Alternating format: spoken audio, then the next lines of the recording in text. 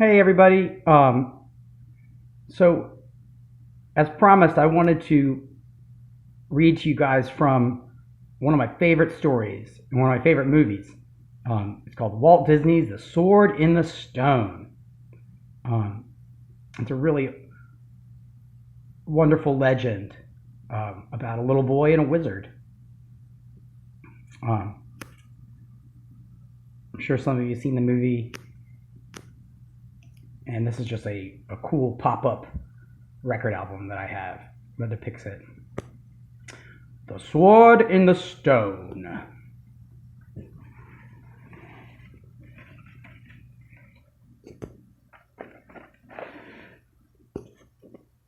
Once upon a time in England, many hundreds of years ago, there lived a young lad named Arthur.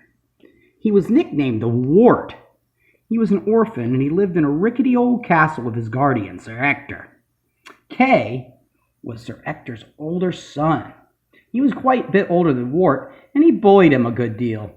But even so, Wart's life was not a bad one. One afternoon, Kay took Wart hunting, and Wart clumsily spoiled Kay's aim with his bow so that the arrow flew high and deep into the dark forest. Kay was afraid to go after it, but Wart did.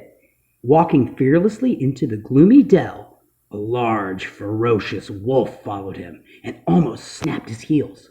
Not quite, for Wart climbed a tree, but then he suddenly fell right through the roof of a little cottage.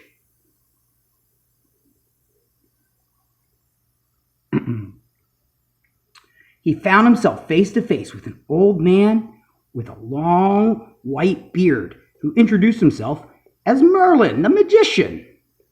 Merlin, seeing that Wart was in dreadful need of some education, took charge. He magically packed all his belongings into a little teeny suitcase by making them small, and the two, accompanied by Archimedes, Merlin's talking owl, set out for the castle of Ector.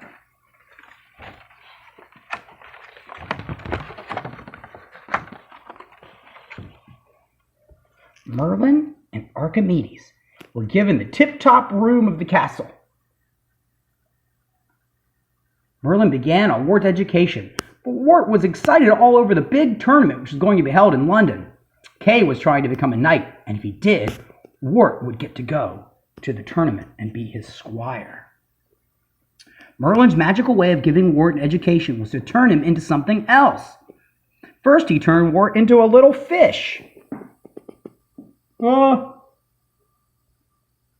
And the Wart fish had to use his brains to escape from a huge pike fish, which chased him. On another day, Merlin turned Wart into a little boy squirrel. But a little girl squirrel fell in love with him, and Wart couldn't seem to explain that he was just really a little boy.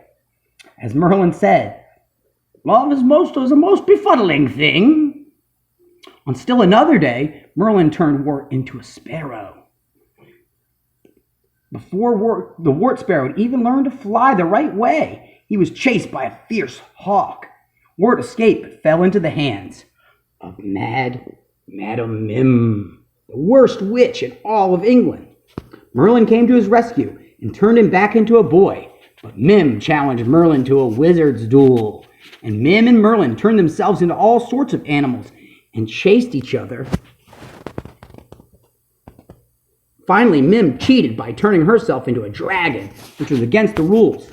But Merlin turned himself into a germ, and he won the battle. When the time came for the tournament in London, Wart went along as squire to Sir Kay, and Merlin was disgusted, and he disappeared. But Archimedes went with Wart. The first thing he did was to forget Kay's sword, but instead he found a sword in a stone. He was standing right in a churchyard. He went up and he pulled the sword and gave it to Kay, but all the knights and nobles recognized it as the sword from the stone, and they made Wart put it back. The inscription read on the stone, "Whoso pulleth out this stone This sword from the stone is rightwise King of England. All the knights tried to pull it out. Sir Ector came and Kay tried, but no one could do it. So they asked the wart to try again, and he pulled it out easily. Just then Merlin reappeared. I knew it, he said. You are King Arthur of England. But I don't know enough to be king, the wart said. Never mind you, lad. You'll learn, and I'll be here to help you.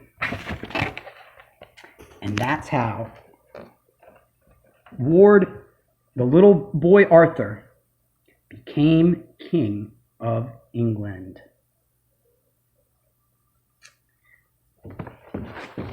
The end.